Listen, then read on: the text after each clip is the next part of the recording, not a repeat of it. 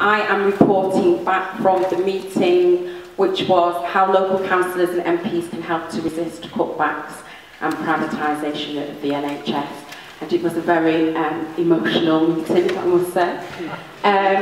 The meeting was led by Andy Ford, and after introducing himself, he talked about the two campaigns, well, three campaigns that he's been on. The first one, he talked about notable campaigns. He talked about the poll tax campaigns, where MPs, whether they were Labour or Conservative,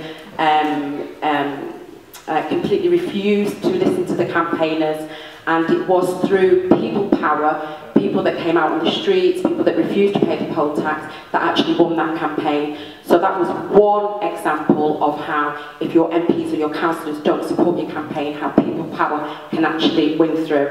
He also spoke about another campaign for a blood bank, and where he found that MPs and councillors did support that. But he also talked about, if you find that your Labour councillor or your Conservative MP don't support you, then, you know, use one against the other, that kind of thing, and sometimes that works. But sorry, he said Labour and Liberal Democrats. He said that he wasn't going to go to the Dept, so speaking to a Conservative MP. So. He talked about petitions and how petitions can actually work. He talked about also going to your local papers and popularising the campaign that way. And he said from there you go to your radio and then obviously up to the television and stuff. And I know that the meeting was supposed to be talking about MPs and local councillors, but you know, he actually went through the whole thing about going through campaigns. David, who spoke in the general meeting before from Trafford, talked about the importance of going to your scrutiny committees as well, and knowing your who's on the scrutiny committee once the executive have an item to discuss. He says if you know somebody who can get your item on an agenda of a scrutiny committee, that's what you need to do, you need to use them. But he also said that you also need to know the law, you also need to know the policies and procedures, so that you can force them to do the right thing, and that's the scrutiny committee to do the right thing. We then kind of got on to how can local councillors and MPs help to resist cutbacks. People talked about going out to your local councillors' houses, your MPs' houses, and you know, in big groups and big numbers, banging pots and pans and making you know, a nuisance of yourself basically, to make sure that they do the things that they say they're going to do for you when they're knocking on your door doing their campaigning. We've got to link up with action being taken against cuts in public services and join up with them. Secondly, the Trades Council in Manchester and Greater Manchester links the campaigns, trade unions and community campaigns together. Thirdly, somebody said get resolutions through trade union branches calling for strike action, general strike against cuts in the health service and public services.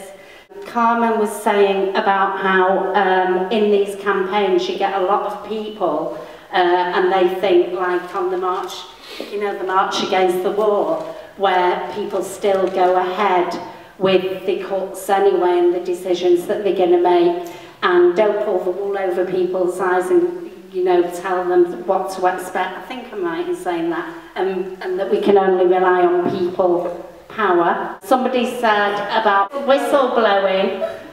Somebody said about how health workers are scared to whistleblow, like Karen was saying, and that it's community campaigns who can do that. So if you're a health worker, tell all your horror stories to your next door neighbour and tell them to go to the press.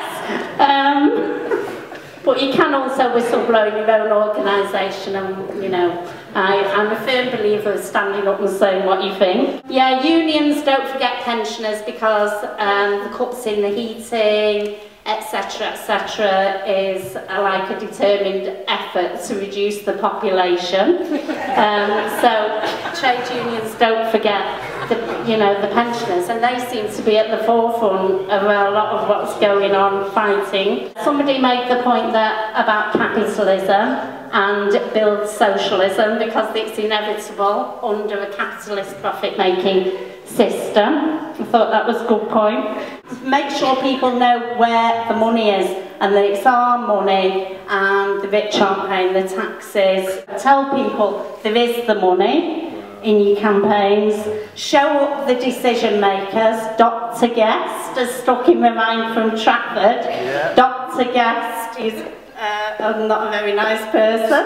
He's made some not very good decisions. Last one, Atos. Somebody made the point about Atos, making people aware of Atos and what they're putting people through, withdrawing the services that they're withdrawing from the NHS, the treatments, and make sure we have a list of all the private companies, let the media know, and again, whistleblowing. John Lister said, let the health emergency know what is going on and they will publish it so you don't risk, you know, reprisals at work. Expose at your place of work in the health service the amount of money that's being spent on private consultants. I think it was it 4 million in 4 months at one hospital, and the amount of money that's being spent on PFI, and if it's a foundation trust you can write in and ask for that information. And finally, direct action. Totally agree with what Colette was saying, and that's going to get the young people in as well. We don't want to sit about in meetings.